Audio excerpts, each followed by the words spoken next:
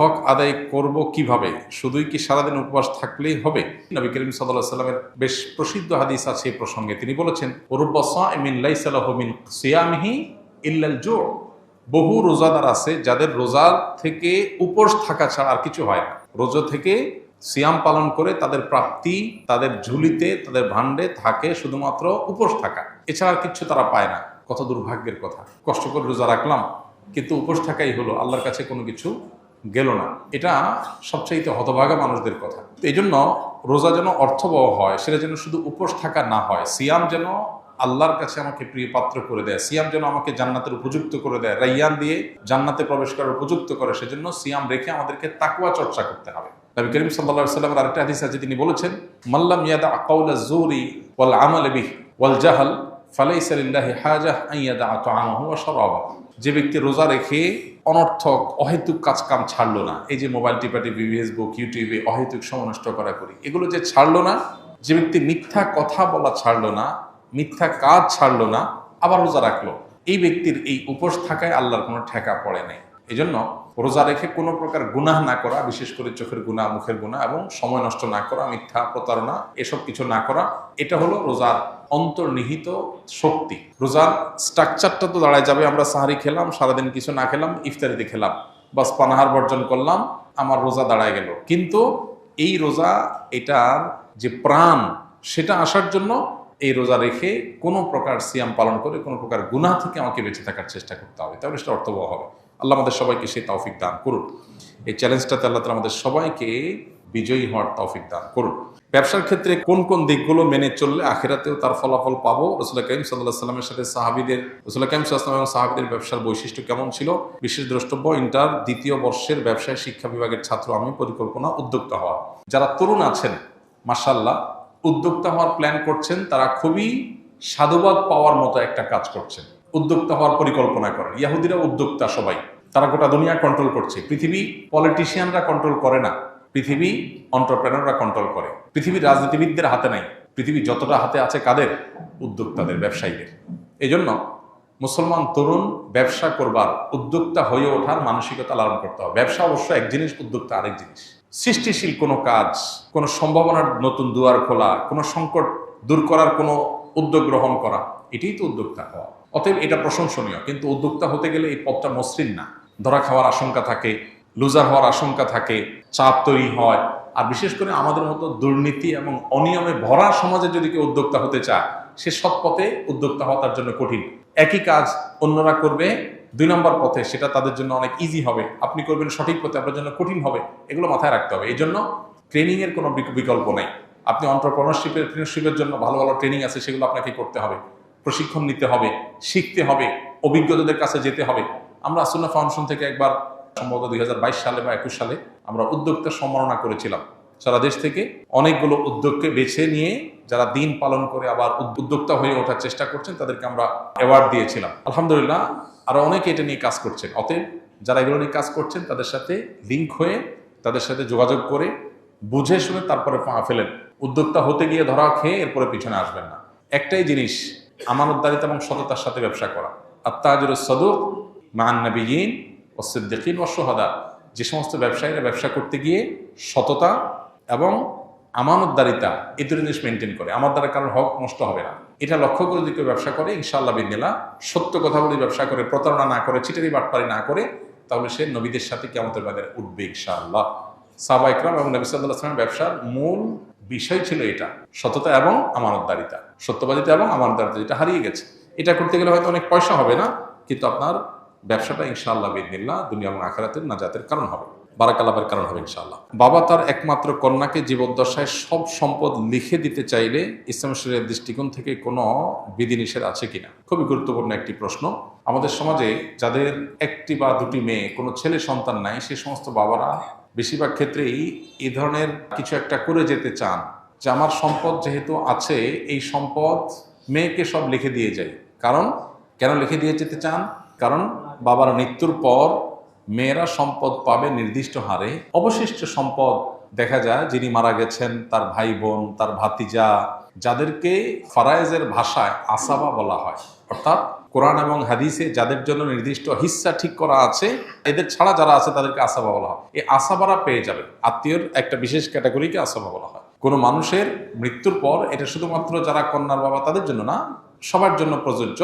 তাদের সম্পদ, পরিত্যক্ত সম্পদ যা তারা রেখে দুনিয়া থেকে যাবেন, সেই সম্পদের নির্দিষ্ট হারে যার যার হিস্সা আছে সেটা দেওয়ার পর যদি কিছু থেকে যায়, এটা আসাবাদের মধ্যে বন্টন হবে। এটাই হলো আল্লাহর নির্দেশনা। এখন যাদের একটা, দুইটা, তিনটা কন্যা সন্তান আছে, কোনো ছেলে সন্তান নাই, তারা বেশিরভাগ ক্ষেত্রেই এই আশঙ্কা করেন যে কন্যা সন্তানের জন্য নির্দিষ্ট হিস্সা আল্লাহ ঠিক করে দিয়েছে, সেটা আমি দিলাম, আমার মৃত্যুর পর সেটা সে পেল, কিন্তু বাকিটা তো আসাবারা পেয়ে যাবে। তো আসাবারা যেন না পায়, সেজন্য সবটুকুই জীবদ্দশায় মেয়েকে দিয়ে যেতে চান। এটা জায়েজ আছে কিনা এ সম্পর্কে প্রথম কথা হলো, আল্লাহ রাব্বুল আলামিন কোরআনে হাকিমে সম্পদ বন্টনের যে হার ঠিক করে দিয়েছেন, এটাকে আল্লাহ তাআলা আল্লাহর ভাষায় বলেছেন হুদুদুল্লাহ। আল্লাহ পরিষ্কারভাবে বলেছেন যে তিলকা হুদুদুল্লাহ। এই যে বন্টন নামা দেয়া হলো, এই এতটুকু পাবে, অতটুকু পাবে, এটা কার সীমানা? আল্লাহর সীমানা। আল্লাহর সীমানা লঙ্ঘন করা এটা জঘন্য এবং ভয়াবহতম অপরাধ। আল্লাহ রাব্বুল আলামিন মৃত ব্যক্তির পরিত্যক্ত সম্পদের যাকে যা দিতে বলেছেন তাকে তা দেওয়া, এটা আল্লাহর নির্দেশ। আল্লাহ বলেছেন ফরিদাতুম মিনাল্লাহ, এটা আল্লাহর নির্ধারণ। এটা কে ফিক্স করেছেন? আল্লাহ করেছেন। আল্লাহ তাআলা পরিষ্কারভাবে বলেছেন এটা আল্লাহর নির্ধারণ, এটা আল্লাহর সীমানা, অতএব এগুলো ক্রস করা যাবে না। মুশকিল হলো আমরা বেশিরভাগ মানুষ, আমরা আমাদের আপন বলতে বুঝি নিজের স্ত্রী, ছেলে মেয়েকে, খুব বেশি হলে বাপ মাকে আমরা হয়তো কাউন্ট করি। বেশিরভাগ মানুষই আমাদের গণ্ডিটা সীমাবদ্ধ হলো স্ত্রী এবং ছেলে মেয়ের মধ্যে। পরিবার বলতে এটুকু বুঝি। আমরা হয়তো সাময়িক বিভিন্ন পরিবেশ পরিস্থিতিতে বিভিন্নভাবে প্রভাবিত হই। কিয়ামত পর্যন্ত আগত সকল সমাজের সকল মানুষের জন্য আল্লাহর বিধান প্রযোজ্য এবং ইনসাফপূর্ণ এবং সবচেয়ে ন্যায্য। আমরা মনে করি যে আমার জীবদ্দশায় সব মেয়েকে বা ছেলেকে বা যাকে আমি মনে করি আপন, তাকে দিয়ে গেলে বোধহয় কল্যাণ হবে। বহু বাবা আছেন সকল সম্পদ বিশেষ ছেলের নাম বিশেষ মেয়ের নামে লিখে দিয়েছেন, কিন্তু জীবদ্দশাতে দেখে গেছে যে ওই ছেলে মেয়ের হাতে বেজ্জত হয়েছে, কারণ সম্পদ পাওয়ার পর তারা চোখ উল্টে ফেলছে। কেন আল্লাহ তাআলা নির্ধারণ করে দিয়েছেন, কেন আল্লাহ তাআলা জীবদ্দশায় সবাই দিয়ে যাওয়ার পরে উৎসাহ দেন নাই, এই জিনিসটা তখন হয়তো আমাদের বুঝে আসে। হ্যাঁ, হয়তো মানে হাজারে 2-4-10টা কেস হয়, কিন্তু হয়। আর সবচেয়ে বড় কথা হলো আল্লাহ তাআলা কোরআনে কারিমে বলেছেন আবাউকুম ওয়া আবনাউকুম লা তাদরুনা আইয়ুহুম আকরাবু লাকুম নাফা। ফারায়েজের ক্ষেত্রে আল্লাহ সুবহানাহু ওয়া তাআলা যাকে যা দিতে বলেছেন, তোমাদের বাপ দাদা, তোমাদের সন্তান সন্ততি, কে তোমাদের বেশি কাজে আসবে তোমরা জানো না। তুমি একজনকে আপন মনে করে সব দিয়ে দিলা, এটা তোমার ক্ষতির কারণ হতে পারে। আল্লাহ যাকে যা দিতে বলেছে তাকে তা দাও, তোমার বুঝে না আসলেও দাও, তোমার মনে না চাইলেও দাও, এতে তুমি আল্লাহর কাছে রিওয়ার্ড পাবে। আর মনে রাখবে, তোমার জন্য আল্লাহর নির্ধারণটা তোমার নির্ধারণের চাইতে বেশি গুরুত্বপূর্ণ এবং বেশি উত্তম। আল্লাহর চাইতে বেস্ট বা বেটার, সর্বোচ্চ পরিকল্পনাকারী, সবচেয়ে উত্তম পরিকল্পনাকারী আর কেউ নাই। এই জন্য সম্পদ আমার যা আছে সেগুলো সব আমি আমার ছেলে মেয়েকে দিয়ে দিচ্ছি, আর কেউ যেন না পায়। এটা আমরা আমাদের মতো করে আমাদের জগৎটাকে ভাবি। পৃথিবীতে আমার টিকে থাকা, আমার বেঁচে থাকা, আমার জীবদ্দশায়, আমার মৃত্যুর পর আমার কল্যাণকামিতার জায়গা শুধু ছেলে মেয়েই করবে তা না। এরকম বহু মানুষ আছে যে তারা ছেলে মেয়ে না, দেখা যায় জামাই অনেক কদর করে। অনেকে আছে ছেলেকে সব দিয়ে যায়, মেয়েদেরকে দিতে চায় না, পরের বাসায় চলে যাবে। এই জন্য দেখা যায় যে শেষ পর্যন্ত জামাই এবং মেয়ে তারাই তার সবচেয়ে বেশি কেয়ার করে। অহরহ এই ধরনের কেস আপনি খুঁজে পাবেন প্রিয় ভাইরা আমার। এই জন্য আমাদের গণ্ডিটা শুধুমাত্র আমাদের সন্তানদের মধ্যে সীমাবদ্ধ, এটা আমাদের দৃষ্টিভঙ্গির সংকীর্ণতার কারণে হয়। ইসলাম আমাদেরকে এত সংকীর্ণ জীবন দেখতে বলেনি। আমরা বেঁচে থাকার জন্য শুধু আমাদের সন্তান ছেলে মেয়ে যথেষ্ট না, একটা সমাজের অনেক মানুষের প্রতি আমাদের দায় আছে, অনেক মানুষের অবদান আছে, প্রত্যক্ষ পরোক্ষ বিভিন্নভাবে। এই জন্য আমার সকল সম্পদ শুধু আমার ছেলে মেয়েই পাবে আর কেউ পাবে না, এটা অতি স্বার্থপরতার চিন্তার জায়গা থেকে হয়।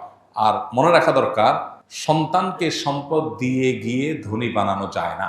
আল্লাহ তাআলা যদি ধনী না বানান, আপনি সকল সম্পদ দেওয়ার পরে ওটা ফকির হয়ে যাবে। আল্লাহ যাকে যা দিতে বলেছেন, ইমানদার হয়ে থাকলে আল্লাহর নির্ধারণ করে আস্থা রাখেন, ইয়াকিন রাখেন। হ্যাঁ, আপনি আপনার জীবদ্দশার সন্তানকে অবশ্যই দান করতে পারেন।